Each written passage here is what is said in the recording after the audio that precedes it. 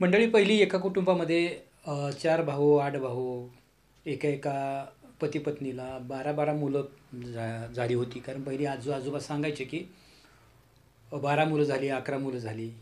त्याच्यानंतर कालांतरानं प्रगती झाली. सरकारनं निर्णय घेतला, लोकसंख्या वाढीला आळा बसला पाहिजे म्हणून कुटुंब नियोजनाची पद्धत आली. सुरुवातीला लोकांना ते पटलं नाही, पण नंतर स्वतःला पटायला लागलं. जमिनीचे 2-2 तुकडे व्हायला लागले, 3 व्हायला लागले, 4 तुकडे व्हायला लागले. नंतर जमीन तेवढीच आहे, परंतु लोकसंख्या वाढायला लागली. एका घरामध्ये 4-4 पोरं, एका जमिनीत 4 तुकडे व्हायला लागले. आणि ते पब्लिकच्याच मनामध्ये आलं, की त्यांना लक्षात आलं, की बाबा हे लोकसंख्या वाढली नाही पाहिजे, घरात जास्त माणसं नाही पाहिजेत. असं करत नंतर लोकांमध्ये प्रबोधन झालं आणि एक मुलगा किंवा एकच मुलगी, 2 मुलं, त्यात 1 मुलगा, 1 मुलगी. काही कुटुंबात तर एकच मुलगा आहे, मुलगी नाही. काही कुटुंबामध्ये एकच मुलगी आहे, मुलगा नाही. परंतु त्याच मुलाकडून पहिली जास्त मुलं घरामध्ये असायची. मी का सांगतोय की जास्त मुलं घरामध्ये असायची, परंतु त्यांच्यावर एवढी मुलं होती तरी त्यांच्यावर कुठलं काही लादलं जात नसायचं. काही मुलं त्याच्या तब्येतीप्रमाणे मिलिटरीत जायचे, कुणी सहज शिक्षक व्हायचे, कुणी रानात काम करायचे, काबाड कष्ट करायचे. आणि पण गुण्यागोविंदाने कुटुंबात नांदत होते. आई वडील मुलांवर जीव होता, मुलांचा आई वडिलांवर होता. परंतु आज एकच मूल घरामध्ये किंवा एकच मुलगी किंवा एक मुलगा, एक मुलगी, त्यांच्याकडून आई वडिलांच्या अपेक्षा एवढ्या आहेत की आई वडिलांच्या मनामध्ये स्पर्धा आहे की दुसऱ्याच्या मुलं एवढी मार्क पडली, मग माझी दुसऱ्याच्या मुलीला एवढी मार्क पडली, मग आपल्या मुलीला एवढी मार्क पडली पाहिजेत. त्याची मुलगी डॉक्टर झाली, मग आपली मुलगी डॉक्टर झाली पाहिजे. अरे ज्याच्या त्याच्या बुद्धीच्या कॅपॅसिटीप्रमाणे त्यांना जाऊ दे ना. एवढं त्यांच्यावर लादताय कशासाठी? आणि एवढं सारं करत असताना एकच मूल, एकच मुलगा, त्याच्यावर अपेक्षांचं ओझं, अपेक्षांच्या ओझ्याखाली मुलं दबून गेली. खरं तर आईवडिलांचं जीवन मुलं जन्माला आल्यानंतर त्या मुलांसाठीच असलं पाहिजे. परंतु कितीतरी आईवडिलं असे की त्या मुलांसाठी जीवन नाही यांचं. मुलांकडून अपेक्षा आणि स्वतःची ईर्ष्या आहे मनामध्ये. आणि ती अपेक्षा मुलांकडून पूर्ण करून घ्यायची. ते कशासाठी? मुलांच्या सुखासाठी तुम्ही विचार केला पाहिजे, पण तुमच्या सुखासाठी मुलांकडून अपेक्षा करताय. हे मी का सांगतो की अशी एक घटना घडली सांगली जिल्ह्यातल्या आटपाडी तालुक्यामध्ये. आता आपण ती सविस्तर घटना पाहणार आहोत. त्याआधी आमच्या चॅनलला आपण सबस्क्राईब करा. एखादा व्हिडिओ आमचा जर आपल्याला आवडला तर शेअर करत जा, कमेंट करत जा, लाईक करत जा. तुमच्या कमेंटला आम्ही उत्तरसुद्धा देऊ. तुमच्या मनामध्ये येणाऱ्या शंका त्यासुद्धा कमेंटमध्ये लिहित जा. नमस्कार, मी शिवकुमार गुनोरे, पाहते आपण न्यू महाराष्ट्र एक्सप्रेस न्यूज.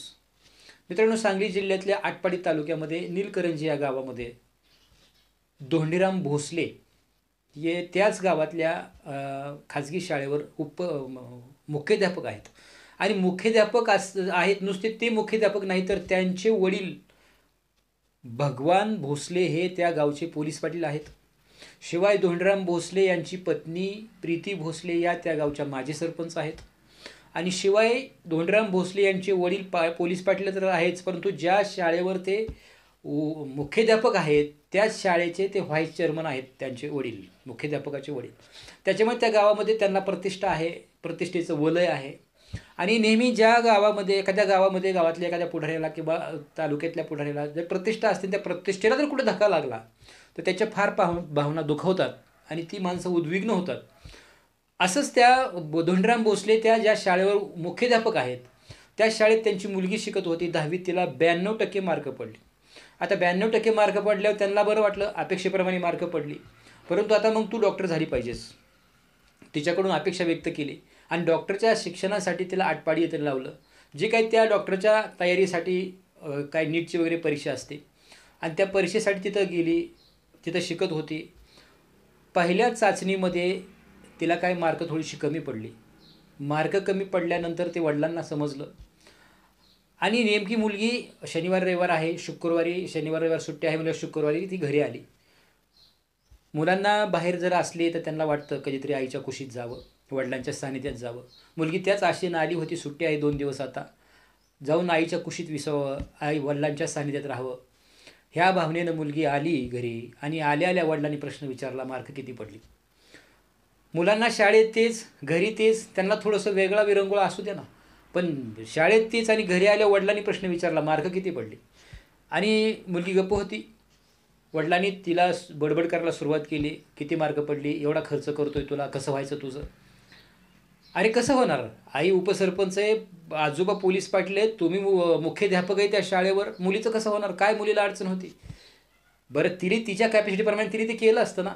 परंतु तिला जी बडबड केली शेवटी, खरं तर मगाशी मी सांगितलं की आईवडिलांचं, मुलं जन्माला आली तिथून पुढचं आयुष्य त्या मुलांच्या भविष्यासाठी असलं पाहिजे. परंतु ह्या धोंडीराम, खरं तर ह्याचं नाव आहे धोंडीराम आहे, ह्या धोंड्याला कोणी मुख्याध्यापक केलं आणि कोणी ह्या शाळेवर घेतलं हेच कळत नाही. आता त्याचा बापच त्या शाळेवर व्हायस चेअरमन आहे, त्यामुळे घेतलं असत, गावात प्रतिष्ठा आहे.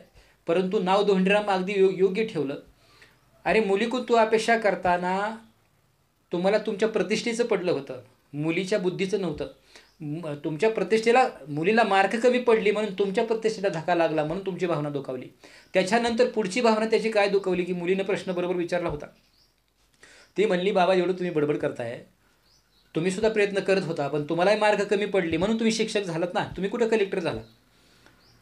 खरं तर मुलीचा हा प्रश्न बरोबर होता, परंतु कुठेतरी वडील म्हणून, कुठेतरी प्रतिष्ठा म्हणून, कुठेतरी पोलीस पाटलाचा पोरगा म्हणून, कुठेतरी माजी सरपंचाचा पती म्हणून आणि एका शाळेचा मुख्याध्यापक म्हणून त्यांच्या भावना दुखावल्या. आणि त्या भावना दुखावल्यावर त्या पोरीला एखाद्या वैऱ्याला मारावं तसं मारत सुटले. शेवटी हातानं मारून राग शांत होईना म्हणून तिथं घरात पडला जात्याचा खुंटा असतो, एक लाकडी खुंटा असा, त्या खुंट्यानं मारायला सुरुवात केली.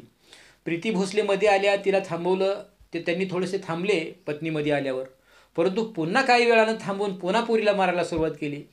एवढं मारलं की रात्री तिथं मारल्यानंतर मुलगी झोपली का गेली का बेशुद्ध पडली त्या महाशयांना भान नव्हतं. दुसऱ्या दिवशी योग दिन असल्यामुळं शाळेवर आता हे मुख्याध्यापक, त्याच्यामुळे ते योग दिनाला गेले. मुलगी घरी बेशुद्ध होती. योग दिनावरून आल्यानंतर, योग दिनाचा कार्यक्रम आटोपून आल्यानंतर शाळेवरून मुलीला पाहिल्यावर मुलगी बेशुद्ध आहे असं समजल्यावर त्यांनी तिथून पुढे दवाखान्यात नेली. दुसऱ्या दिवशी तिथं गेल्यानंतर डॉक्टरने विचारलं काय झालं आहे, तेव्हा त्यांनी तिथं स्वतःचा गुन्हा लपवायचा प्रयत्न केला. म्हणजे बाथरूममध्ये घसरून पडली, तिला लागलं आहे. परंतु अंगावरच्या जखमा बघून डॉक्टरांना वाटलं की घसरून पडली तर एका दोन जागेवर जखम होईल, एवढ्या अंगावर जखमा, एवढ्या माराची ओळ आहेत, काहीतरी शंका आहे. डॉक्टरांनी उपचारासाठी घेतल्यानंतर चेक केलं तेव्हा डॉक्टरच्या लक्षात आलं की ही मृत झाली आहे. आणि डॉक्टरने सांगितलं ही मृत झाली आहे. आणि तिथून मग पोलीस आले, डॉक्टरांनी पोलिसांना कळवलं, पोलीस आले, पोलिसांनी चौकशी केली, मुलीचं PM केलं. पोस्टमार्टम झाल्यानंतर त्यामध्ये सुद्धा अहवाल असा आला की तिला मार लागल्यामुळे तिचा मृत्यू झालेला आहे. तिला फार मारले, बऱ्याच जागेवर जखमा होत्या. पोस्टमार्टमचा रिपोर्ट असा आला. आणि नंतर पोलिसांनी चौकशी केल्यानंतर तिच्या आईनं, प्रीती भोसले यांनी सांगितलं की तिच्या वडिलांनी तिला मारले म्हणून.